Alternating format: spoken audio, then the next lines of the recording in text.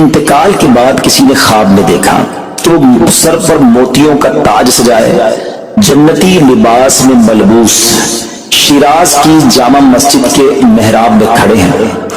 خواب دیکھنے والے نے عرض کی ما فعل اللہ بکا، یعنی اللہ پاک نے آپ کے ساتھ کیا معاملہ فرمایا؟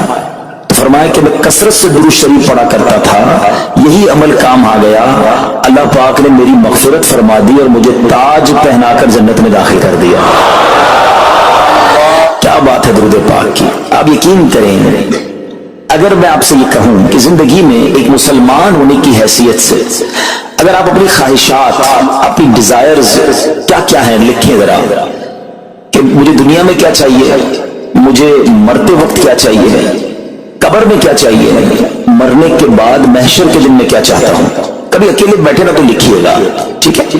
اور اب میں آپ کو بہت ساری حدیثوں کا کچھ نچوڑ پیش کرنے جا رہا ہوں، سنتے جائیے اور سبحان اللہ بھی کہتے جائیے۔ اگر آپ روزی میں برکت چاہتے ہیں تو درود پاک پڑھیے، اگر آپ بیماری سے شفا چاہتے ہیں تو درود پاک پڑھیے، اگر آپ ذلت و رسوائی سے بچنا چاہتے ہیں تو درود پاک پڑھیے، اگر آپ عزت میں اضافہ چاہتے ہیں تو درود پاک پڑھیے، آپ مصیبتوں اور پریشانیوں سے بچنا چاہتے ہیں تو درود پاک پڑھیے، مرتے وقت کلمہ پڑھنا چاہتے ہیں تو درود پاک پڑھیے، مرتے وقت آقا کا دیدار کرنا چاہتے ہیں تو درود پاک پڑھیے، آپ یہ چاہتے ہیں کہ آقا اپنے مبارک ہاتھوں سے قبر میں اتارے تو درود پاک پڑھیے، اپنی قبر کو نور مصطفیٰ سے جگمگانا چاہتے ہیں تو درود پاک پڑھیے، قیامت کے دن نبی پاک کے پرچم تلے اٹھنا چاہتے ہیں تو درود پاک پڑھیے، آقا کے ہاتھوں جام کوثر پینا چاہتے ہیں تو درود پاک پڑھیے، اور سنیے آقا کے ساتھ جنت میں جانا چاہتے ہیں تو درود پاک پڑھیے، مدینے جانا چاہتے ہیں، بار بار جانا چاہتے ہیں تو درود پاک پڑھیے، اور زندگی میں دیدار مصطفیٰ کرنا چاہتے ہیں تو درود پاک پڑھیے۔ کچھ باقی رہ گئے؟ اللہ اکبر یا رسول اللہ، مجھے بتائیے اور کچھ باقی رہ گیا ہے؟ ایک مسلمان ہونے کی حیثیت سے what ever I need in دنیا اور ان ہیئر آفٹر، دنیا اور آخرت میں جو کچھ چاہیے، روزی برکت والی زندگی، عزت والی، پریشانیاں دور ہو جائیں، بیماریاں دور ہو جائیں، ذلت و رسوائی سے بچا رہوں، ایمان والی موت ملے، جب تک زندہ رہوں مدینے آتا جاتا رہوں، آقا کی دید کرتا رہوں، تو آقا جنت میں ساتھ لے جائیں۔ اب کچھ باقی بچتا ہے، اور یقین کریں میں نے اپنی طرف سے نہیں بتایا یہ، جن کا کچھ مطالعہ ہے تو ان کو یاد آ رہا ہوگا کہ اس ہر جملے کے پیچھے کوئی نہ کوئی ایک روایت یا کوئی نہ کوئی حدیث موجود ہے، یعنی یہ سارے انعامات دنیا کے، قبر کے، حشر کے، یہ سارے انعامات نبی پاک نے درود پاک کی فضیلت میں بیان فرما دیے ہیں۔ یہ ایسی شاعر نے نہیں کہا کہ ہر درد کی دوا ہے، صلی علی محمد، تعویذ ہر بلا ہے، صلی علی محمد صلی اللہ علیہ وسلم۔ پھر کیوں نہیں پڑھتے؟ یعنی اتنے سارے مسئلے حل ہو جائیں ایک ہی وظیفے سے۔ لوگ پوچھتے رہتے ہیں کہ وظیفہ بتا دیں، روزی میں برکت کا بتا دیں، پریشانی دور ہو جائے بتا دیں، مدینے کا کوئی وظیفہ بتا دیں، یہ سارے وظیفے درود پاک میں چھپے ہوئے ہیں۔ پکڑ لو نا درود پاک، پھر دیکھیں اس کی کیسی برکتیں آپ زندگی میں دیکھیں گے، آپ کا چہرہ شاش بشاش ہو جائے گا، آپ کی طبیعت فریش ہو جائے گی، آپ کو مزے کو مزہ آ جائے گا۔ بس درود پاک کی کثرت پڑھتے رہا کریں، پڑھتے رہا کریں، انشاءاللہ برکتیں ہی برکتیں۔ میں بھی نیت کروں، آپ بھی نیت کریں۔ ایک اور خوبصورت بات بتاؤں، جو بڑی خوبصورت آیت ہے، میں سمجھتا ہوں شاید دنیا بھر کے عاشقان رسول کو یہ کم از کم آیت تو سب کو یاد ہوگی۔ کون سی آیت؟ ان اللہ وملائکتہ یصلون علی النبی یا ایھا الذین آمنوا صلوا علیہ وسلموا تسلیما۔ مل کر درود پاک، اللہم صل علی سیدنا ومولانا محمد طب القلوب ودوائها وعافیت الابدان وشفائها ونور الابصار وضیائها وعلى آلہ وصحبہ وبارک وسلم۔ اب یہ جو آیت درود ہے نا، شعبان کے مہینے میں نازل ہوئی ہے، تو چلو نیت کر لیں انشاءاللہ اب سے روزانہ کثرت سے درود پاک پڑھیں گے انشاءاللہ۔ آئیے مل کر محبت کے ساتھ ایک بار پھر درود پاک، صلو علی الحبیب صلی اللہ تعالی علی محمد صلی اللہ علیہ وسلم۔ مشہور صحابی حضرت ابو ہریرہ رضی اللہ تعالیٰ عنہ فرماتے ہیں کہ ایک مرتبہ میں رسول اکرم نور مجسم صلی اللہ تعالی علیہ وآلہ وسلم کی ابتدا میں نماز عشاء پڑھ کر واپس جا رہا تھا۔ میں نے دیکھا کہ ایک عورت اپنے آپ کو پوری طرح ڈھانپ کر سڑک کے ایک کنارے پر کھڑی ہے، اور اس نے مجھے پکارا کہ اے ابو ہریرہ ذرا میری بات سنو۔ آپ کہتے ہیں میں قریب گیا، میں خلاصہ عرض کر رہا ہوں، تو اس عورت نے کہا کہ مجھ سے بہت بڑا گناہ ہو گیا ہے، کیا میری توبہ قبول ہوگی؟ حضرت ابو ہریرہ نے اس سے سوال کیا کہ کیا گناہ ہو گیا؟ اس نے گناہ کی تفصیل بتائی، کافی بڑا گناہ تھا۔ آپ نے کہا کہ تو ہلاک ہو گئی اور تو نے دوسروں کو بھی ہلاکت میں ڈال دیا، اتنا بڑا گناہ کیا، اب تم توبہ کی امید رکھتی ہو؟ اللہ پاک کی قسم تیری توبہ قبول نہیں ہوگی۔ جب آپ نے یہ کہا تو وہ عورت خوف خدا سے کانپنے لگی اور اتنا زور سے کانپی کہ کانپتے کانپتے وہ بے ہوش ہو گئی۔ آپ نبی پاک کی بارگاہ میں آ گئے، اب آپ کو خیال آیا کہ یار میں نے اس کو کہہ تو دیا مگر میں نے اللہ کے نبی صلی اللہ علیہ وسلم سے مشورہ تو نہیں کیا، پیارے آقا سے پوچھا تو نہیں۔ اب آپ نبی پاک علیہ السلام کی بارگاہ میں آئے اور آقا سے عرض کی کہ حضور ایسا ایسا ہوا اور ایک عورت مجھے ملی اور اس نے مجھے اپنا گناہ بتایا، میں نے کہا اتنا بڑا گناہ، اب تیری توبہ قبول نہیں ہوگی۔ اللہ اکبر۔ جب نبی رحمت شفیع امت صلی اللہ تعالی علیہ وسلم نے یہ بات سنی تو فرمایا انا للہ و انا الیہ راجعون۔ اے ابو ہریرہ تو خود بھی ہلاک ہوا اور تم اس عورت کو بھی ہلاکت میں ڈالا، کیا تمہیں اللہ پاک کا یہ فرمان یاد نہیں؟ پھر نبی پاک علیہ السلام نے قرآن مجید فرقان حمید کی یہ آیت تلاوت کی، ذرا غور سے تلاوت سنیے گا۔ اللہ کریم ارشاد فرماتا ہے بسم اللہ الرحمن الرحیم الا من تاب وآمن وعمل عملا صالحا فأولئك يبدل الله سيئاتهم حسنات وكان الله غفورا رحيما۔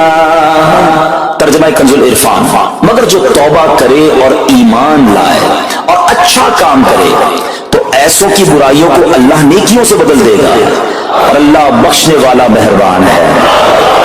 حضرت ابو ہریرہ نے جب یہ آیت کریمہ سنی اور پیارے آقا علیہ السلام کا یہ فرمان سنا تو آپ کو احساس ہوا کہ میں نے غلط مسئلہ بیان کر دیا ہے۔ آپ پر یہ احساس اتنا غالب ہو گیا کہ آپ مدینہ منورہ کی گلیوں میں آواز لگانے لگے۔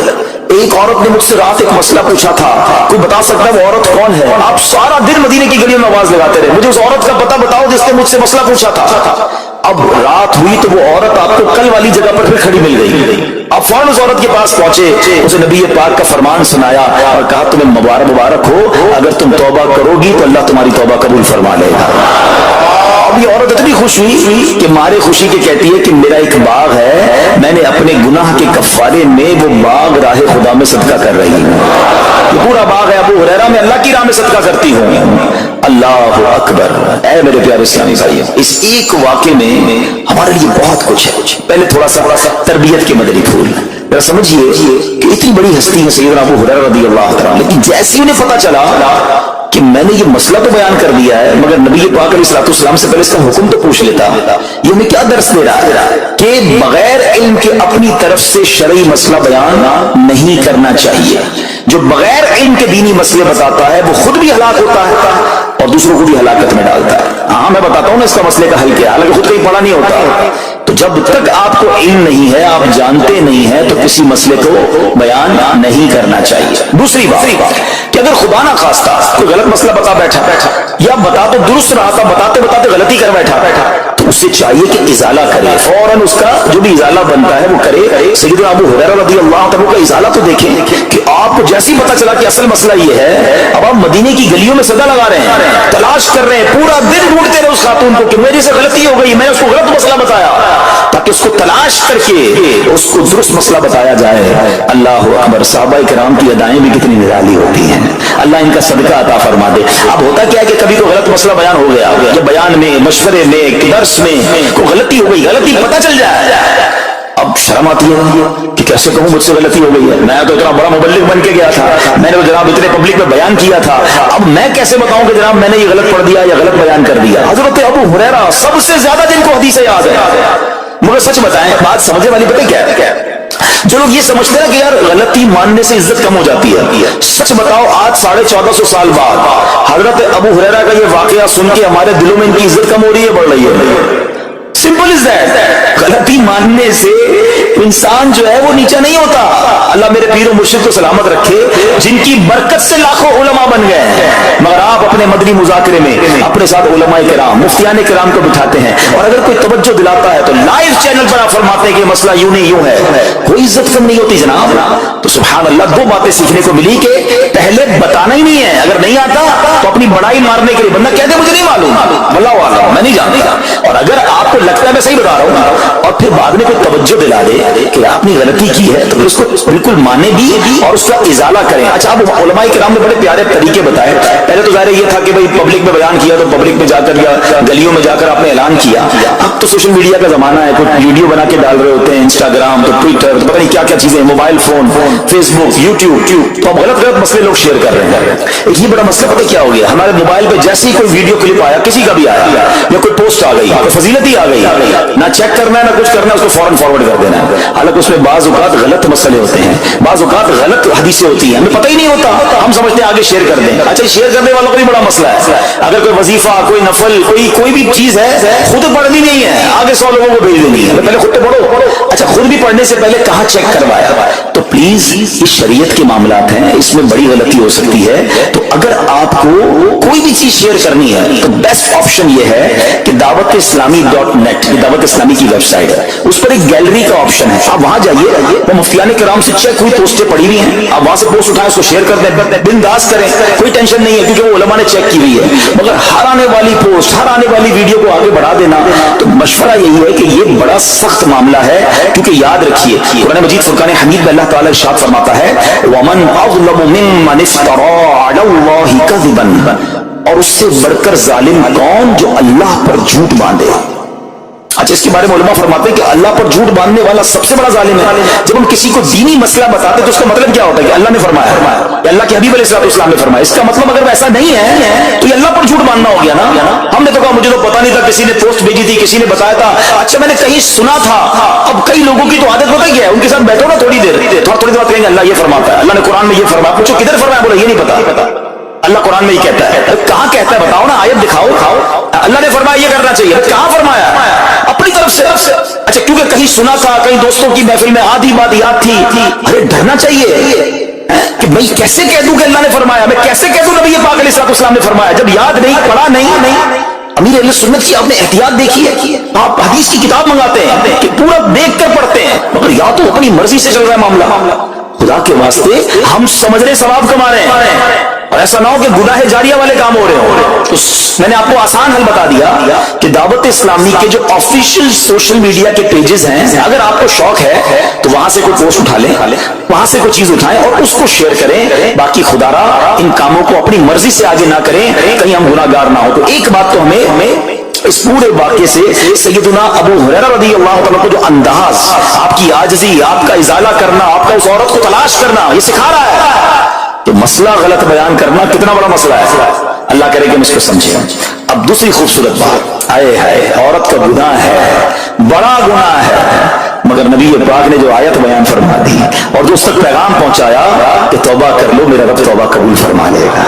آئے ہائے میرے پیارے اسلامی بھائیو, کتنا ہی بڑا گناہ کیوں نہ ہو جائے, اللہ سے مایوس نہیں ہونا ہے, اس کی رحمت سے مایوس نہیں ہونا ہے. کیونکہ میرے آقا مدینے والے مصطفیٰ صلی اللہ علیہ وسلم فرماتے ہیں التائب من الذنب کمن لا ذنب لہ, گناہوں سے توبہ کرنے والا ایسا ہے جیسا اس نے گناہ کیا ہی نہیں ہے. ختم, نل اینڈ وائڈ, ڈیلیٹڈ.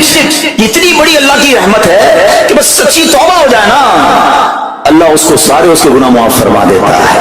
حضرت عبداللہ ابن عبید رحمۃ اللہ تعالی سے روایت ہے, فرماتے ہیں کہ اللہ پاک کے نبی اور ہم سب انسانوں کے والد محترم حضرت آدم علیہ السلام نے اللہ پاک کی بارگاہ میں عرض کی, اے رب عز و جل, تو نے شیطان کو میرا دشمن بنایا لیکن میری اولاد اس کا مقابلہ کرنے کی طاقت نہیں رکھتی. تو اللہ پاک نے فرمایا اے آدم, آپ کی اولاد میں قیامت تک جو بھی انسان پیدا ہوگا میں اس کے ساتھ ایک محافظ فرشتہ مقرر فرما دوں گا جو انسان کے لیے شیطان کی جو چال ہے اس سے اس کی حفاظت کرے گا. حضرت آدم علیہ السلام نے عرض کی مولا مزید کرم فرما. اللہ پاک نے فرمایا اے آدم, آپ کی اولاد کو ایک نیکی کا اجر 10 گنا ملے گا. نیکی ایک کریں گے, اجر ملٹی پلائی بائی 10 ہو جائے گا. اور پھر اللہ نے فرمایا اس سے مزید بڑھاؤں گا, جبکہ گناہ کوئی ایک کرے گا تو اس کے نامہ عمل میں ایک ہی گناہ لکھا جائے گا. اللہ کی شان دیکھو, ایک نیکی اجر 10 گنا, گناہ ایک لکھا بھی ایک جائے گا. حضرت آدم علیہ السلام نے عرض کی مولا اور کرم کر دے. دیکھو شروع سے ہم پر مہربانیاں ہیں. حضرت آدم علیہ السلام بھی اپنی اولاد کے لیے اللہ کی بارگاہ میں عرض کر رہے ہیں. اللہ پاک نے فرمایا اے آدم, جب تک روح انسان کے بدن میں رہے گی میں اس کی توبہ قبول کرتا رہوں گا. جب تک जिंदा है ना, जब तक तौबा कर ले उसकी तौबा कबूल हो जाएगी। अल्लाह अकबर, कितना करीम हमारा मौला है, हमारा परवरदिगार कैसा रहीम है। जब भी गुनाह हो जाए फौरन अल्लाह की बारगाह में हाजिर हो जाया करो, अपनी गलती का इकरार करके शर्मिंदा हो जाया करें। इंशाअल्लाह करीम तौबा कबूल होगी और गुनाहों की मैल से दामन साफ हो जाएगा। अरे तौबा जब हो जाए ना और बंदा सच्ची तौबा कर ले, देखो अल्लाह कैसा करीम है, कैसा करम करता है। एक बुजुर्ग के बारे में आता है, हबीब अजमी रहमतुल्लाहि तआला अलैह उनका नाम था। अभी बहुत बड़े आप अल्लाह के वली गुजरे हैं, बसरा के रहने वाले थे, मगर तौबा से पहले आपकी जिंदगी बड़ी अजीब थी। आप बड़े अमीर आदमी थे, लोगों को कर्जा दिया करते थे, मगर सूद पर कर्जा दिया करते थे, सूद लिया करते थे। हाल ऐसा था कि जब किसी से सूद लेने जाते थे या कर्जा लेने जाते थे तो पैसा ना देता, लेट हो जाता तो उससे जुर्माना वसूल कर लिया करते थे। एक मर्तबा एक मकरूज के दरवाजे पर गए, वो मकरूज तो घर पे नहीं था, उसकी बीवी थी। तो क्या मेरा शौहर तो आज घर पर नहीं है, ना ही मेरे पास रकम है कि आपको दूं। आपने कहा मुझे तो चाहिए, कुछ ना कुछ तो जुर्माना देना होगा। तो उसने कहा हमने एक बकरी ज़िबा की है, गोश्त तो सारा बांट दिया, खा लिया, उसका सर मौजूद है, आपने कहा यही दे दो। सूद में पैसे नहीं मिले तो बकरी का सर ले आ। अच्छा, अब जब बकरी का सर लेकर आए तो अपनी जोजा को कहा कि पकाओ उसको। तो जोजा बोली घर में ना लकड़ियां है ना दूसरा राशन है। तो कहा आप लकड़ियां और दूसरा राशन वगैरह भी दीगर मकरूजों के घर गए और वहां से सूद में किसी ने लकड़ियां पकड़ ली, किसी ने दूसरा राशन मसाला वगैरह चीजें पकड़ ली, वो भी ले आए, लो पकाओ। अब जोजा ने हांडी बनाई, अभी खाना तैयार हो रहा था कि इतने में भिखारी आ गया। हजरत हबीब अजमी ने उस वक्त तो तौबा नहीं की थी, उस भिखारी को भी बातें सुनाकर निकाल दिया, घर से निकाल दिया। अब खाना तैयार हो गया, खाने के लिए बैठे, मगर जैसे ही जोजा ने हांडी का ढक्कन उठाया ना तो वो सालन जो था बकरी के सर की बजाय पूरा सालन खून से भरा हुआ था। जोजा ने पुकार कर कहा कि देखो तुम्हारे अमाल का नतीजा, तुम्हारी कंजूसी का नतीजा, पूरी हांडी खून से भरी हुई है, सूद का माल था ना। अब हांडी का जो खून में बदल जाना आपके दिल पर बड़ी तंगी हुई, बड़ा असर हुआ कि मैं क्या कर रहा हूं, मैं कौन सी रोजी कमा रहा हूं। अल्लाह से जंग है ना सूद का काम करने वाला, वो तमाम लोग सोचे जो सूद का काम करते हैं। अब जब आपके दिल पे चोट लगी तो आपने अब तौबा करने का इरादा किया कि बहुत हो गया, अल्लाह को बड़ा नाराज कर लिया। तो आप हजरत हबीब अजमी अब बाहर निकले कि हजरत इमाम हसन बसरी की बारगाह में जाते हैं और वहां जाकर तौबा करते हैं। जैसे ही अब बाहर निकले ना तो कुछ बच्चे खेल रहे थे, खेलते हुए बच्चे ने आवाज लगाई जल्दी साइड पे हो जाओ, दूर हो जाओ, हबीब अजमी सूद खोर आ रहा है, कहीं ऐसा ना हो कि इसके कदमों की धूल हम पर पड़े और हम भी बदबख्त हो जाए। फिर दिल पर चोट लगी कि यार बच्चा मुझसे नफरत करता है, ऐसा काम करता हूं मैं, अल्लाह भी नाराज, अल्लाह के बंदे भी नाराज, और दिल पर चोट लगी। हजरत हसन बसरी रहमतुल्लाहि तआला की खिदमत में गए, बड़ी सच्ची तौबा की, अल्लाह को राजी करने के लिए पक्की नियत की। अभी तौबा की है तो बड़ी नेकियां नहीं कर ली, वापस आ रहे, जैसे वापस आ रहे तो देखा कि वही बच्चे खेल रहे हैं। अब उन बच्चों में किसी ने आपको देखा तो कहा कि अब हबीब तौबा करके आ रहे हैं, दूर हो जाओ, कहीं हमारे कदमों की धूल इन पर ना पड़ जाए तो हम गुनाहगार ना हो जाए। थोड़ी देर पहले ये बच्चे कह रहे हैं कि दूर हो जाओ, इनकी धूल पड़ गई तो हम बदबख्त हो जाएंगे, सूदखोर जा रहा है। अरे अभी तौबा की है। और अल्लाह ने अपने बंदों और मखलूक के दिल में कैसी मोहब्बत डाल दी कि बच्चे कह रहे हैं दूर हो जाओ, हमारे कदमों की धूल हजरत हबीब पर ना पड़ जाए, हम गुनाहगार ना हो जाएं। अब जनाब बड़ा दिल पे और असर हुआ कि मालिक तेरी कुदरत, अभी तो तौबा की है और मेरी नेक नामी का ऐलान तूने अपनी मखलूक से करवा दिया, सबके हुकूक अदा किए, सूदी लेन देन था सब खत्म किया, अल्लाह पाक की इबादत में मसरूफ हो गए, अल्लाह ने विलायत का सरताज बना दिया, अपना वली बना दिया। ऐ मेरे प्यारे इस्लामी भाइयों, ये है तौबा। अल्लाह अकबर। ऐ मेरे प्यारे इस्लामी भाइयों, पता ये चला कि इज्जत दोबारा मिल जाती है, शर्त सिर्फ एक है कि आदमी सही रास्ता इख्तियार कर ले। औलिया किराम की सीरत पढ़कर देखें, हजारों औलिया किराम ऐसे हैं जो तौबा से पहले गुनाहों में मशगूल थे, माशरे में उन्हें बुरी निगाह से देखा जाता था, लोग उनसे नफरत किया करते थे, मगर जब अल्लाह की तरफ आ गए तो क्या कमाल हुआ कि अब जनाब लोगों के दिलों में तो दिलों में, जानवरों के दिलों में भी अल्लाह ने अपनी मखलूक के दिलों में उनकी इज्जत डाल दी, क्योंकि इज्जत किसके पास है?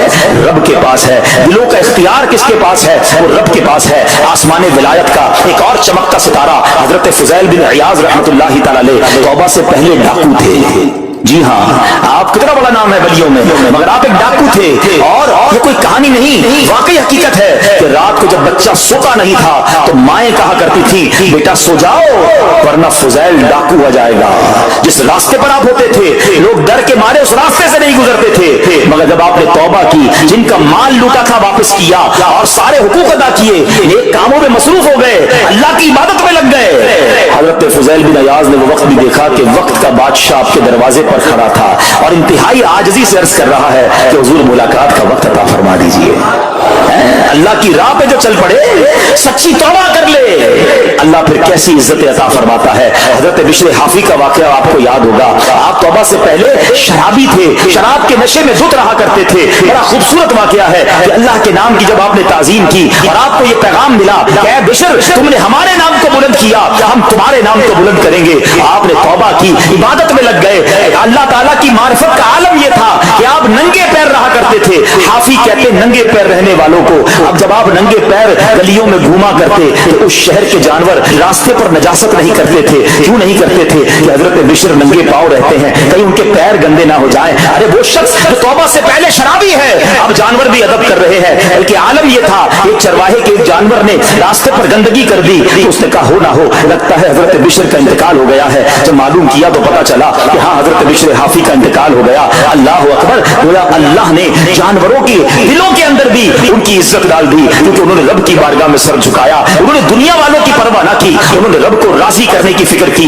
मेरे प्यारे इस्लामी भाइयों, ये ख्याल दिल से निकाल दो कि जनाब इज्जत पैसे से मिलती है, इज्जत शोहरत से मिलती है। जनाब सूट बूट हो, जरा अच्छे कपड़े पहनूं, अच्छी जनाब लग्जरी गाड़ी से उतरूंगा तब इज्जत मिलेगी। अरे जनाब महंगा मोबाइल हाथ में होगा तब इज्जत मिलेगी। आलीशान कोठियों में रहूंगा तब इज्जत मिलेगी। ये भूल है तुम्हारी। आओ कुरान क्या कहता है, इज्जत कहां से मिलेगी, इज्जत किसको मिलती है? अल्लाह कुरान में फरमाता है, मन काना युरीदुल इज्जत फलिल्लाहिल इज्जतु जमीआ।